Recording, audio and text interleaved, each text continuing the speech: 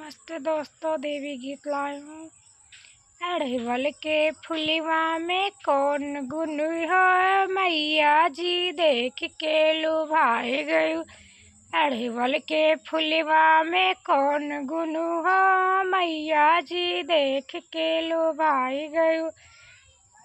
महला दू महला मैया के मनहु न भावे, महला दू महला मैया के मनहु न भावे। ऊंची पहाड़ में कौन गुन हो, मैया जी लुभाई गयु। ऊंची पहाड़ में कौन गुन हो, मैया जी देख के लुभाई गयु। अड़हुल के फुलवा में कौन गुन हो, मैया जी देख के लुभाई गयु।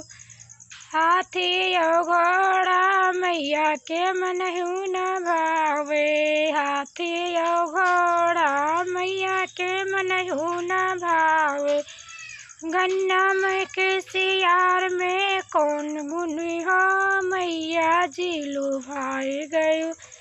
गन्ना में के सियार में कौन गुन हो, मैया जी देख के लुभाए गयु।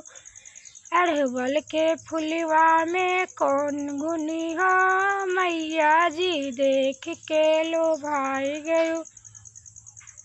लड्डू या पूड़ी में लड्डू या पूड़ी मैया के मनहु न भावे, लड्डू या पूड़ी मैया के मनहु न भावे।